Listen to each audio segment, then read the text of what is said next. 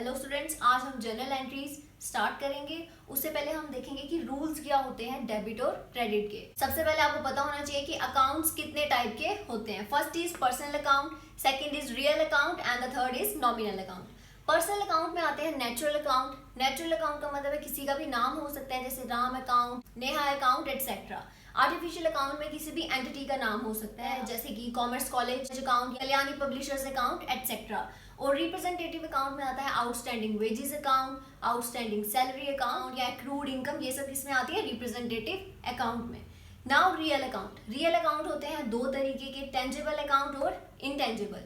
Tangible होते हैं जिनको हम हाथ लगा सकते हैं और देख सकते हैं, जैसे कि plant and machinery, vehicle, furniture etcetera. और इनटेंजिबल होते हैं जिनको ना हम देख सकते हैं ना हाथ लगा सकते हैं। For example goodwill which means reputation of the business, trademark, copyright, ये सब किसमें आते हैं? इनटेंजिबल में। Now third one is nominal account. Nominal account में आते हैं एक्सपेंसेस, लॉसेस, प्रॉफिट और गेन। फॉर एग्जाम्पल जैसे नेचुरल अकाउंट में था राम अकाउंट। अगर राम ने कुछ खरीदा है, परचेज किया है, तो वो क्या होगा? रिसीवर। इसका मतलब राम अकाउंट क्या होगा? डेबिट। और अगर वो कुछ देगा या सेल करेगा तो क्या होगा? वो क्रेडिट। वैसे ही आपने देखना है आर्टिफिशियल में भी और रिप्रेजेंटेटिव में भी। Now real account. For example furniture हमने लिया है, व्हाट कम्स इन। अगर हमने फर्नीचर लिया है तो क्या होगा? डेबिट। अगर हमने सेल कर दिया तो क्या होगा? Credit. Now nominal account. Nominal account में आते हैं expenses, losses, profit and gains. अगर हमारे पास कोई चीज है, उसका वर्थ है 15,000 और हमने उसको बेचा कितने में? 10,000 में। इसका मतलब है 5,000 का क्या हुआ? लॉस। जब हमें लॉस होगा तो वो होगा डेबिट। वैसे ही सेम केस में अगर कोई चीज 15,000 की है, उसे हमने 20,000 में बेचा, 5,000 हमें क्या हुआ? प्रॉफिट हुआ। प्रॉफिट क्या होगा हमारा?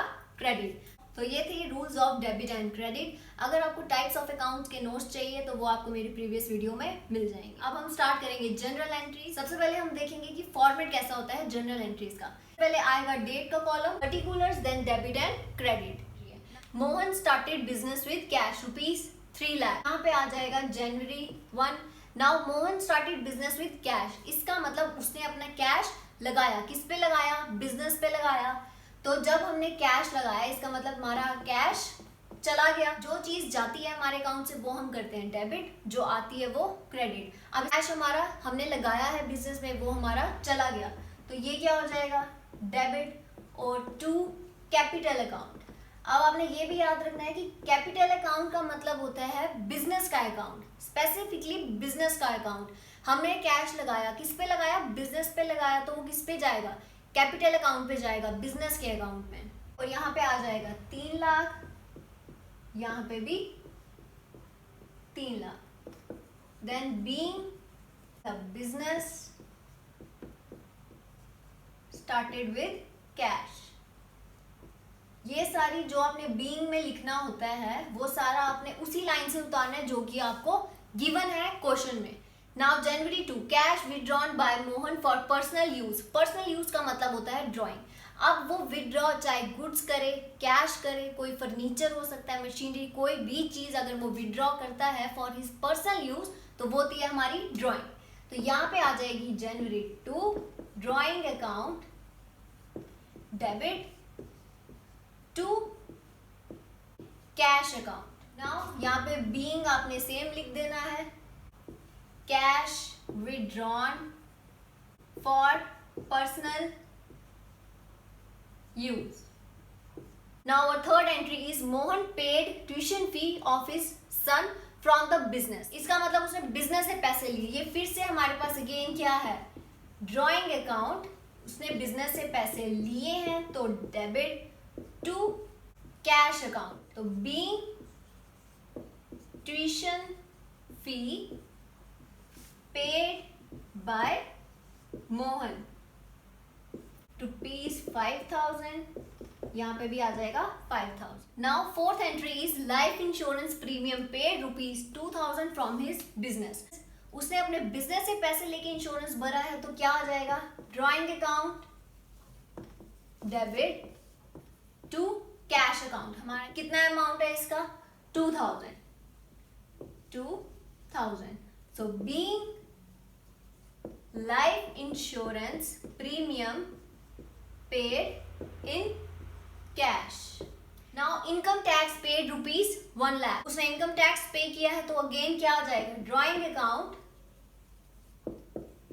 Debit to cash account. अब उसने इनकम टैक्स पे किया तो उसका कैश क्या हो गया, कम।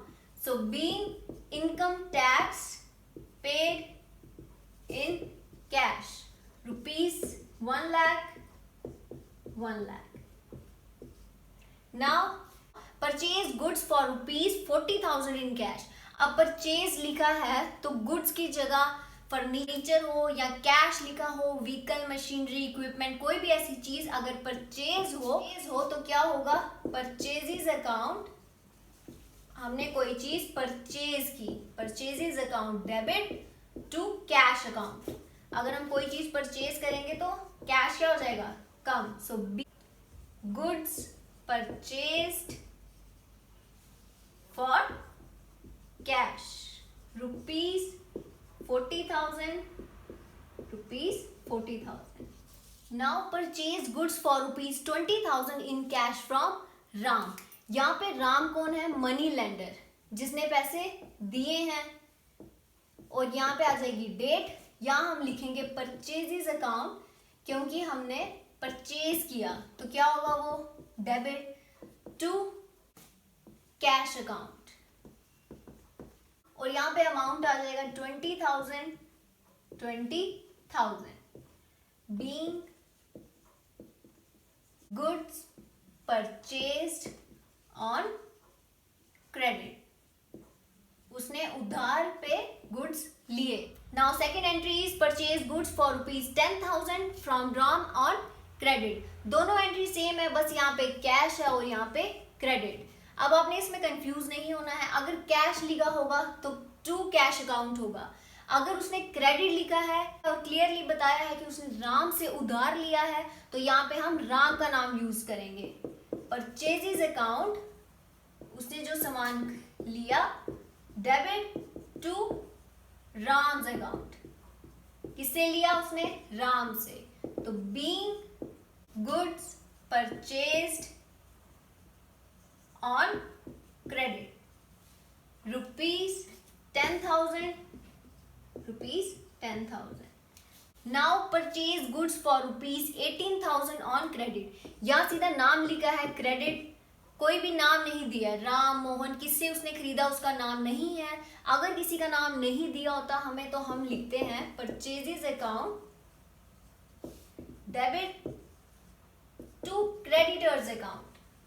अगर क्रेडिटर का नाम नहीं दिया है तो being goods purchased on credit ₹18,000 18,000। ये तीनों एंट्री सेम है, सिर्फ आपने इतना ध्यान रखना है कि अगर इन कैश लिखा है तो टू कैश अकाउंट आएगा। अगर राम ऑन क्रेडिट, अगर नाम भी दिया है और ऑन क्रेडिट लिखा है, स्पेसिफिकली क्रेडिट लिखा है, तो आएगा टू राम्स अकाउंट, जिसका भी नाम गिवन होगा। और अगर सिर्फ क्रेडिट लिखा है तो क्या यूज करेंगे हम, क्रेडिटर्स अकाउंट, कि कोई भी नाम नहीं दिया तो creditors account. Next journal entry is purchase goods for ₹18,000, freight on purchase paid ₹2,000। Freight का मतलब होता है जब हम गुड्स एक जगह से दूसरी जगह ट्रांसफर करते हैं उसके चार्जेस। नाउ परचेजेस अकाउंट क्या हो जाएगा, डेबिट फ्रेट अकाउंट, हमने फ्रेट भी पेड किया तो क्या हो जाएगा, डेबिट टू कैश अकाउंट। अब पेड किया है तो कैश हमारा कम हो जाएगा तो क्या हो जाएगा, क्रेडिट। 18,000 2,000, टोटल कितना कैश पे कर दिया, 20,000।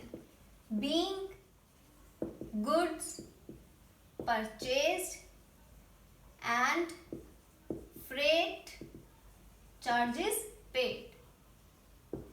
Now next journal entry is office almirah worth ₹18,000, sold for ₹15,000 और उसमें selling expenses मतलब बेचने के टाइम जब हमें पैसे लगे तो कितने हुए, 1000।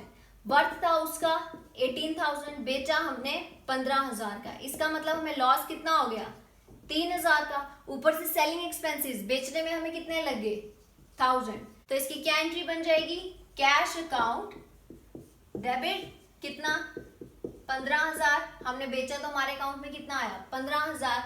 देन सेलिंग एक्सपेंसेस, बेचने में कितने पैसे लग गए 1,000। और loss on sale of office अलमीरा डेबिट कितना हो गया 3,000। आपको रूल्स भी पता होने चाहिए, अगर एक्सपेंसेस और लॉस हो वो क्या होता है डेबिट, और अगर प्रॉफिट और गेन हो तो क्रेडिट। अब हमें यहाँ पे लॉस हुआ तो क्या होगा ये डेबिट। टू ऑफिस अलमीरा अकाउंट कितना था वर्थ 18,000। बीइंग ऑफिस अलमीरा sold at a loss and selling expenses paid. तो ये थी हमारी जर्नल एंट्रीज जिसमें हमने परचेजेस की एंट्रीज पढ़ी, गुड्स की, ड्राइंग की और लॉस की। नेक्स्ट वीडियो में हम कवर करेंगे सेल्स की और प्रॉफिट एंड गेन की। So if you like the video please do like, share and subscribe. Thank you.